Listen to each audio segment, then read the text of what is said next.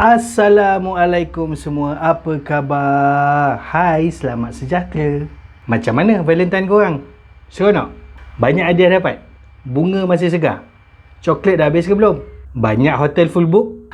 Kalau check in hotel tu, jangan lupa bawa kad nikah. Takut kena serbu tak pasal-pasal. Februari identik dengan bulan cinta.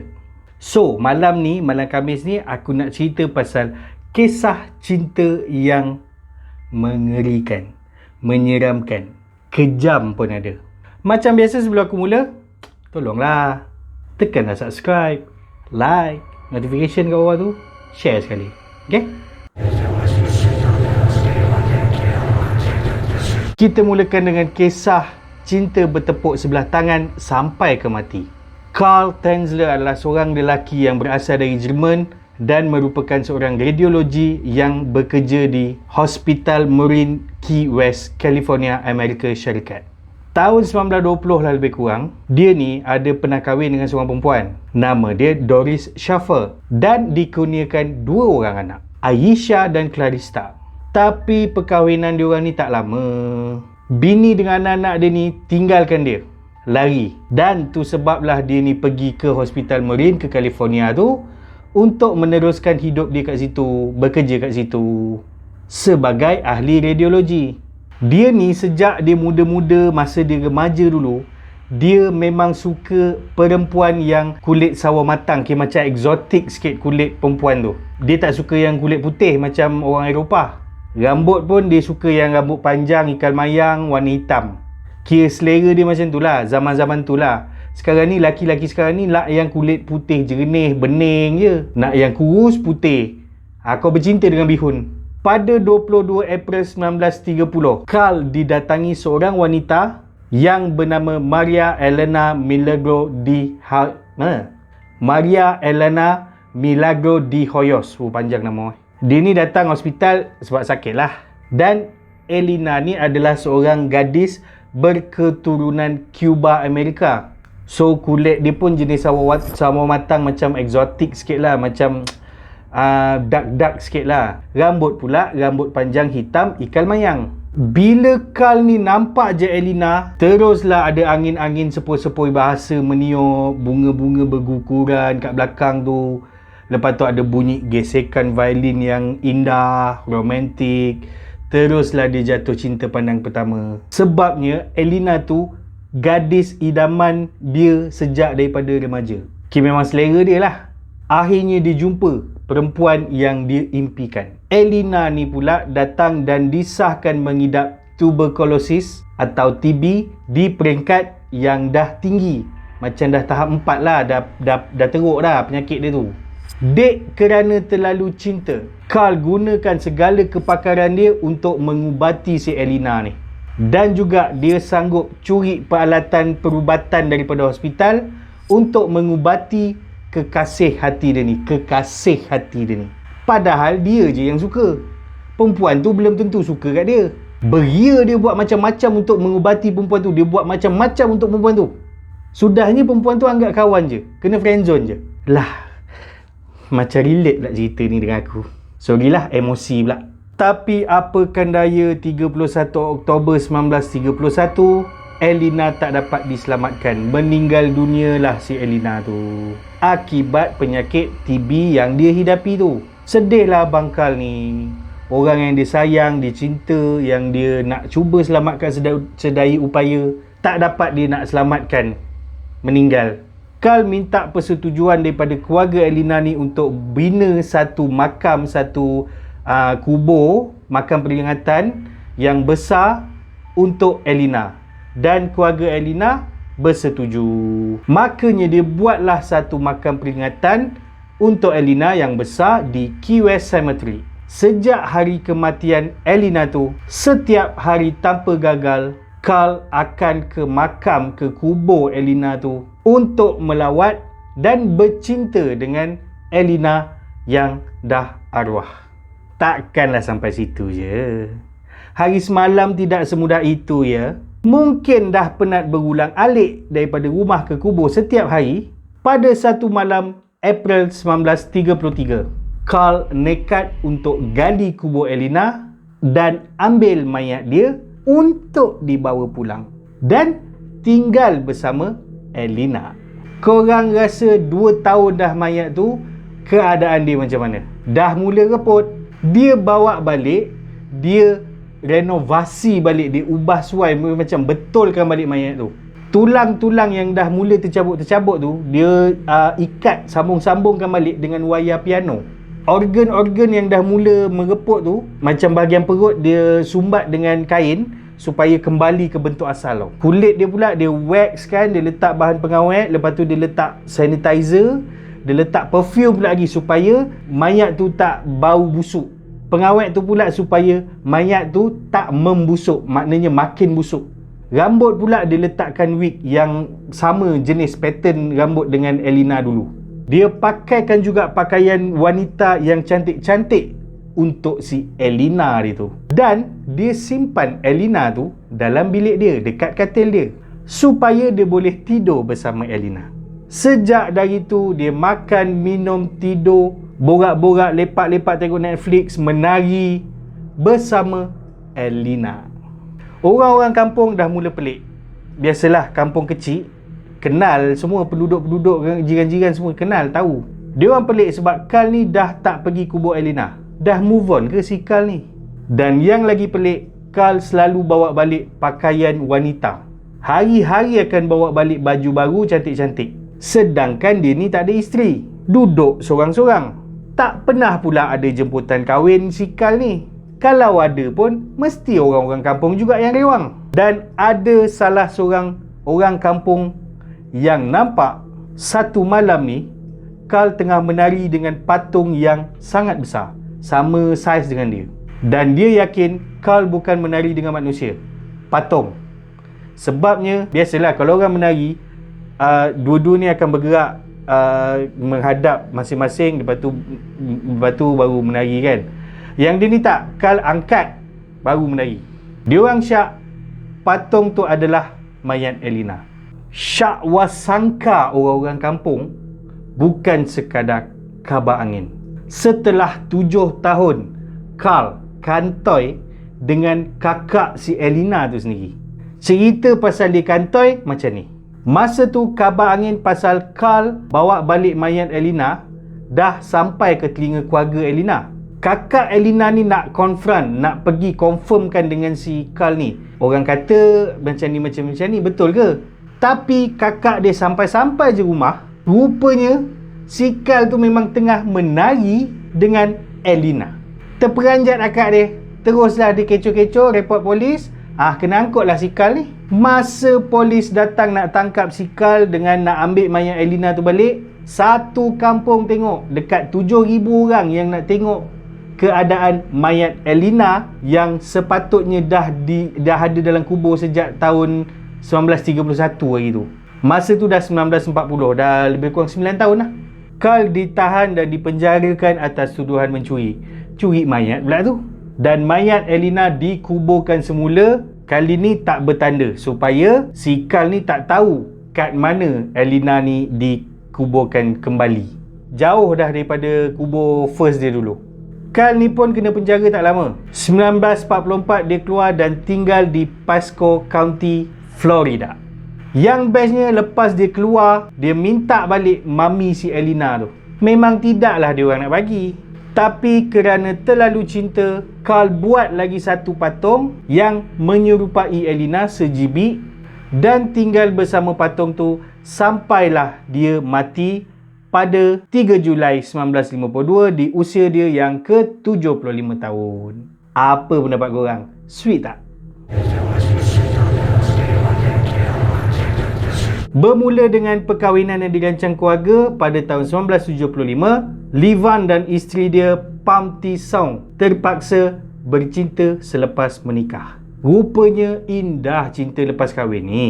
Pasangan tu sangat-sangat bahagia, dua-dua saling mencintai, dua-dua saling melengkapi dan perkahwinan diorang dikurniakan 7 orang anak. Namun pada tahun 2003, tiba-tiba dia dapat khabar yang isteri dia jatuh sakit dan terus meninggal dunia. Yang sedihnya, Levan ni dapat tengok wajah isteri dia hanya beberapa minit sebelum dikebumikan. Sedihlah pakcik tu tak dapat nak tengok muka isteri dia masa masih bernyawa. Sebab kerinduan yang teramat sangat, setiap hari Livan akan ke kubur isteri dia. Bukan setakat nak melawat, dia siap tidur lagi dekat kubur arwah isteri dia tu setiap malam. Yang lagi best, dia gali lubang dekat sebelah kubur isteri dia tu untuk nak elak cuaca buruk, dan juga supaya dia boleh tidur betul-betul sebelah bini dia dekat kubur sebelah. Anak-anak dia pun tahu pasal ayah dia orang ni. Marahlah dia orang. Lama dia tidur situ. Roket 20 bulan ada. Dah anak dia dah marah, dia nekat pula untuk bawa balik mayat isteri dia. Tapi sebelum dia bawa balik, dia buat satu patung perempuan yang dibuat dengan simen, plaster, pasir, dan dia hias dengan pakaian wanita yang cantik-cantik. Lepas tu dia gali kubur, ambil mayat isteri dia dan letakkan mayat isteri dia dalam patung tu. Dan sejak tu tinggallah si Livan bersama isteri dia. Makan sama-sama, tidur sama-sama, tengok Netflix sesama, menari sesama. Samalah macam sikal tadi tu.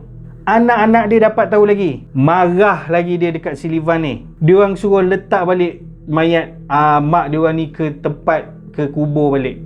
Tak nak si Livan ni, degil. Orang kampung pun pujuk, tak nak juga si Livan ni.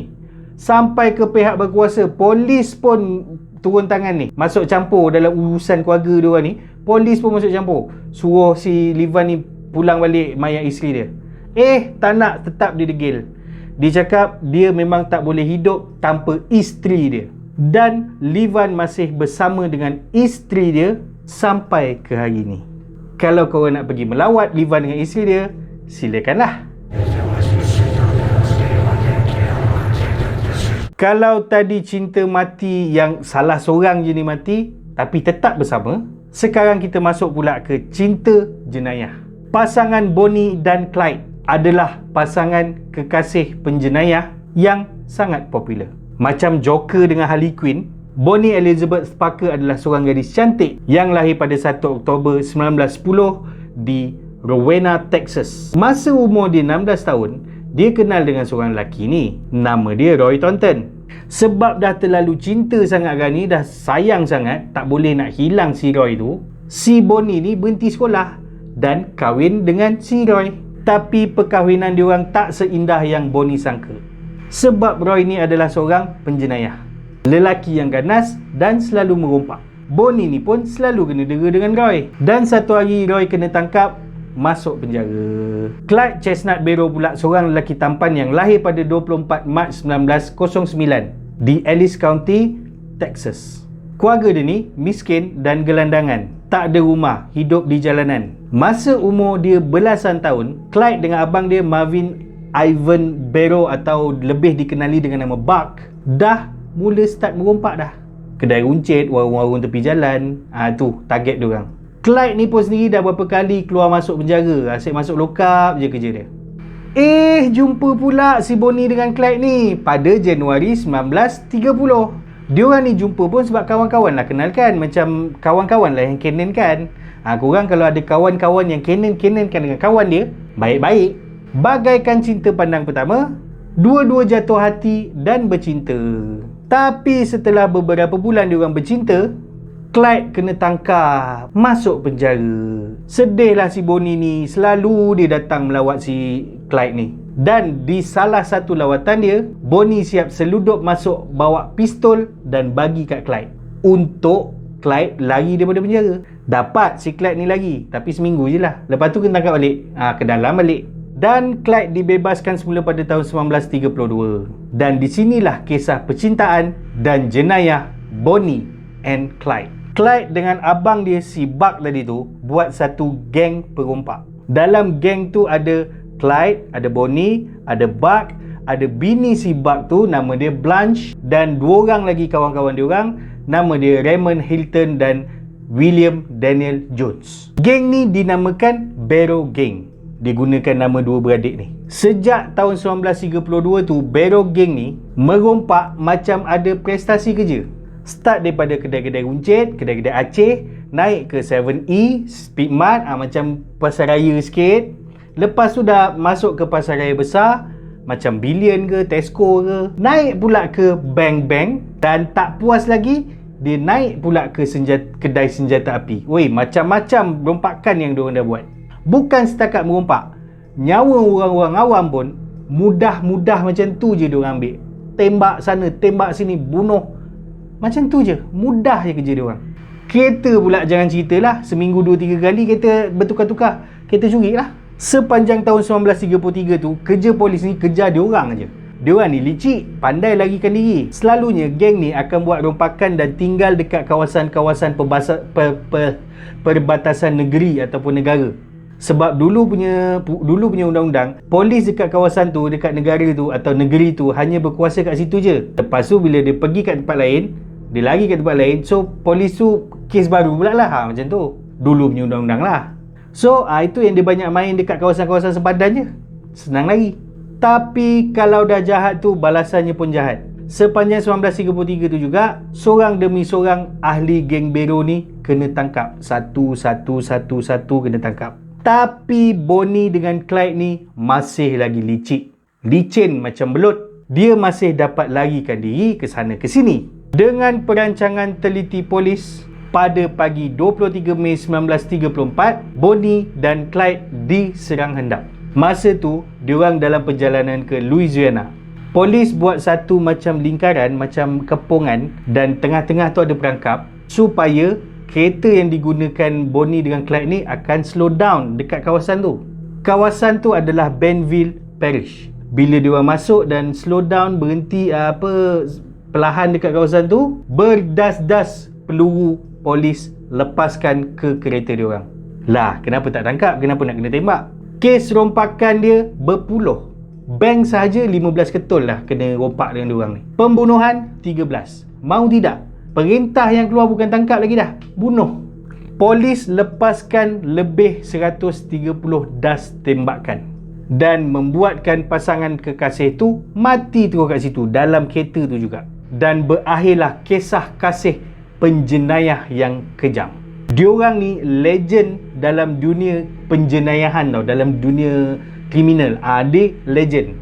Couple pula tu. Kereta yang diorang mati dalam tu masa kena tembak tu ada dekat museum. Sampai sekarang masih ada lagi dekat museum untuk ditonton orang ramai. Gempak kan? Akibat nak dapatkan perhatian seorang wanita yang dia jumpa dekat dating site, dekat online dating site, seorang lelaki berusia 24 tahun bernama Dwi Rahayu Saputro daripada Bantul, Yogyakarta, Indonesia, sanggup buat apa saja untuk buat wanita yang dia baru kenal tu tersenyum bahagia. Ya, apa sahaja. Apa yang dia buat? Mula-mula dia jual motor satu-satunya motor yang dia ada untuk dia buat ojek. Ojek ni kira macam taksi tapi versi motor dekat Indonesia. Tu motor tu satu tu dijual. Sebabnya nak belanja si awek tu makan sedap-sedap. Baiklah kau buat ojek tu rajin-rajin pagi sampai malam, besoknya baru kau belanja dia makan sedap-sedap kat mana restoran ke apa kan. Tiba-tiba duit habis. Yang tu biasa, selalu jadi kat kita pun. Tiba-tiba je duit habis. Dia jual pula barang-barang dia. Baju dia, kasut-kasut dia, seluar dalam dia ke apa, seluar-seluar dia ke apa. Dia jual, satu-satu dia jual. Habis lagi duit. Barang pun dah habis. Apa lagi yang dia nak jual? Dia start pula jual perabot rumah. Yang seronoknya, dia ni masih tinggal dengan mak dia. Yang dia jual tu, perabot-perabot tu, mak dia punya lah. Segala almari, kerusi, sofa, TV, meja makan, apa semua dia jual. Dia jual murah pula tu. Janji ada orang nak beli je cukup. Janji dia dapat duit je cukup. By the way, kejadian ni baru berlaku tau dalam 2021, lebih kurang November. Habis lagi duit, habis lagi barang. Rumah ni dah clear dah ni, kosong, bersih, macam Kasim Baba curi dekat Gua Penyamun. Apa lagi yang dia nak jual? Daun pintu, babe. Pintu dah tak berpintu pula rumah dia, dah dijualnya. Tingkap pun dijual, dah lapang macam tu pula. Jiran-jiran pada mulanya ingatkan barang-barang yang dibawa keluar tu untuk diorang pindah. Rupanya diorang jual. Sebab dia tanyalah orang-orang yang tolong angkat barang tu nak pindah ke mana? Tak, dia jual, dia kata. Lah, yang bestnya dah start daun pintu, tingkap segala yang ada dekat rumah tu, dekat dinding rumah tu, yang tu pun dia jual. Mak dia ni tak tahu ke? Masa tu yang duduk rumah tu memang si Dwi ni seorang je. Pasalnya mak dia ni RT, asisten rumah tangga dekat bandar, kawasan bandar Jogja lah. Rumah pun boleh tahan jauh lah daripada rumah dia. Mak dia duduk kat situ, rumah majikan. Cerita tu sampai ke telinga mak dia. Bergegas mak dia balik. Sampai-sampai je rumah, mak dia terangah. Clear, dah tak ada apa, rumah tu kosong. Segala perabot dah tak ada. Dan yang lagi, atap rumah dia, genting atap tu, orang tengah cabut. Orang tengah cabut, siap susun lagi dekat tepi dinding. Pasal dia nak jual juga. Bayangkan. Wow kan? Mak dia tanpa fikir panjang, terus report polis je. Gila kau. Dah rupa itu perangai anak Kena tangkaplah si Dwi ni. Dah kena tangkap pun macam tak bersalah je dia. Depan polis depan wartawan, siap bagi pesanan dekat awet dia. Cinta banget dia sama ceweknya. Iya. Ada yang mau disampaikan ke ceweknya tu, mumpung ada media nih. Jaga kesehatan dan jangan lupa makan. Power kan? Sanggup buat apa saja untuk perempuan yang dia baru kenal. Ini pun couple pun belum lagi ni. Aku rasa bercinta pun belum lagi. Dah buat macam tu sekali. Dan inilah yang orang katakan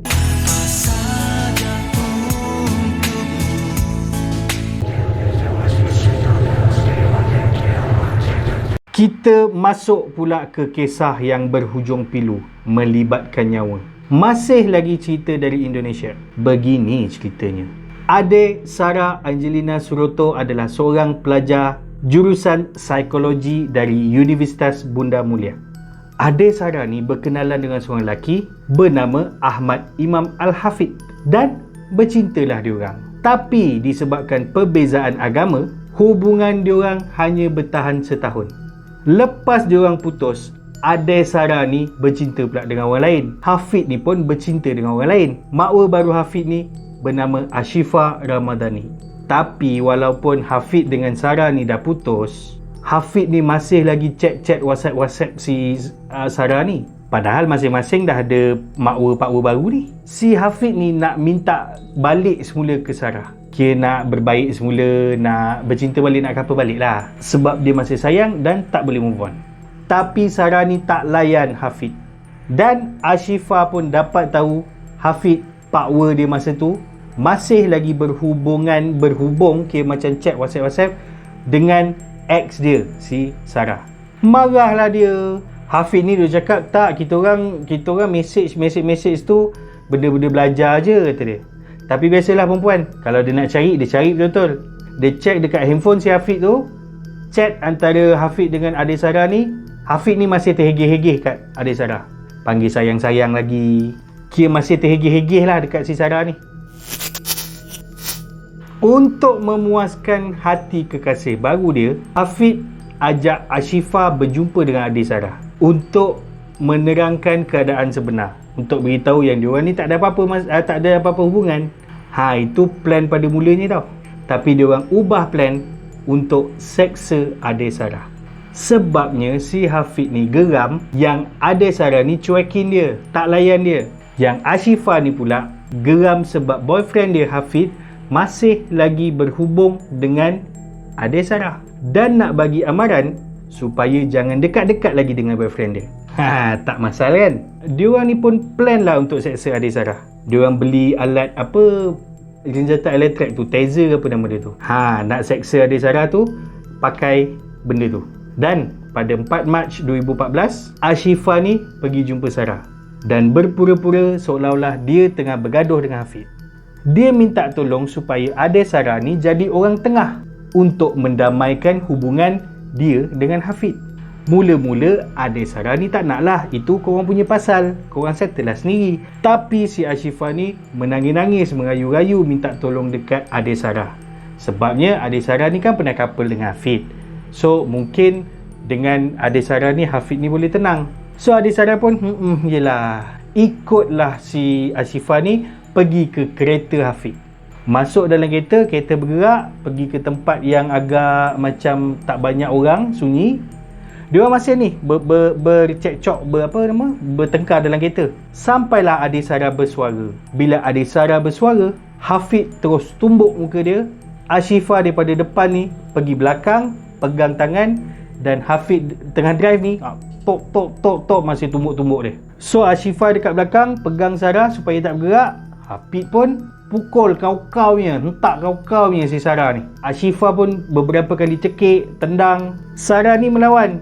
Tapi itulah, tenaga dua lawan satu. Salah seorang ni lelaki pula tu. Dan setelah diorang puas pukul-pukul, dia keluarkan taser tadi tu, cucuh ke adik Sarah 3 kali dan membuatkan adik Sarah pengsan. Dah pengsan, diorang masih lagi bergerak, kereta tu masih lagi bergerak. Tapi Ashifah ni tak puas hati lagi. Masa Sarah pengsan, dia ambil gumpalan kertas, dia sumbat dalam mulut si Sarah, supaya masa dia sedar nanti, Sarah ni tak terus menjerit. Dia sumbat lah, dia sumbat kertas tu dalam mulut. Rupanya tanpa diorang sedar, gumpalan kertas yang Ashifah sumbat dalam mulut Sarah tadi tu membuatkan Sarah susah nak bernafas dan tercekik.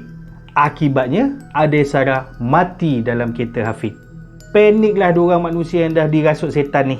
Ingatkan nak seksa bagi pengajaran je, bagi amaran je. Rupanya dah hilang nyawa pula. Dan diorang pun sekarang ni plan dah berubah. Plannya adalah nak campak je, nak buang je kat mana-mana mayat si adik Sarah ni. Tapi itulah, nak buang kat mana? Dua kekasih muda ni pun terpusing-pusing lah cari tempat mana diorang nak buang mayat adik Sarah ni. Ingat tak aku cakap tadi, Ashifah jumpa adik Sarah ni berapa bulan? 4 Mac 2014. Petang masa tu. Pusing punya pusing cari tempat. 6 Mac 2014. 4 pagi. Barulah diorang decide untuk buang mayat adik Sarah ni dekat tepi highway Bintara kilometer 41 Bekasi Timur. 2 hari babe mayat tu dalam kereta. 2 hari babe diorang berpusing-pusing cari tempat. Dah buang, caw lah apa lagi. Dan pukul 5 pagi pekerja tol jumpa mayat adik Sarah dekat tepi highway tu dengan keadaan dah biru-biru, dah mula membusuk, lebam-lebam. Dan fast forward, dipendekkan cerita, Hafid dan Ashifah dinyatakan bersalah membunuh adik Sarah Angelina Suroto. Dan pada Julai 2014, kedua-dua diorang ni dijatuhkan hukuman penjara seumur hidup pada usia diorang 19 tahun. Dan mereka berdua ni merupakan penerima hukuman penjara seumur hidup termuda di Indonesia. Seorang lelaki bernama Richard Lau dijatuhi hukuman sebab bunuh ex dia, Carissa Pajuai. Masa akad tu tengah berjalan di Barangay Canoe East, Valenzuela, Filipina, pukul 10 malam. 23 November 2019. Masa tengah-tengah dia kena tikam tu, Carissa ni sempat telefon bapak dia minta tolong. Ngeri tak? Dan setelah 20 kali ditikam, Carissa mati di tempat kejadian. Menurut ibu bapa Carissa, lepas Carissa dengan Richard ni putus, Richard ni selalu ganggu Carissa tau, dan minta diorang nak balik semula, nak kapil balik. Tapi Carissa tolak, Carissa tak nak. Richard mula ganggu dengan ancaman dan ugutan pula. Sebab dia bunuh Carissa pula adalah kerana dia cemburu kawan-kawan kerja Carissa ni lagi banyak spend time dengan Carissa daripada dia. Lepas dia tikam Carissa, dia tikam pula diri dia. Tapi tak mati, selamat. Teruslah kena angkut pergi balai.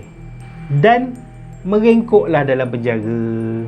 Dua cerita terakhir ni sadis gila minta ampun. Dua-dua melibatkan ex, mantan, bekas kekasih. Itu dia tadi. Kisah cinta yang macam-macam lah ada. Ikutkan cerita-cerita setiap kompilasi cerita tu, ada kisah dia yang lagi panjang. Kalau korang nak aku cerita versi panjang salah satu cerita-cerita daripada yang atas tu, aku rasa ada 6 kisah kot. Komen kat bawah, korang pilih yang mana, aku akan cuba ceritakan kisah lengkap dia. InsyaAllah aku akan kabulkan. Terima kasih untuk korang yang sudi tengok daripada mula sampai habis. Jangan lupa teruskan menyokong channel Harith Sam Simon #HariSemalam dengan tekan butang subscribe, like, share dan notification dekat bawah tu. Ada apa-apa cadangan, ada apa-apa topik, ada apa-apa cerita yang nak aku ceritakan, komen je kat bawah. Jangan segan-segan, aku dah cakap berapa kali dah. Semoga kita berjumpa lagi di video hari semalam yang akan datang. Assalamualaikum semua. Bye-bye.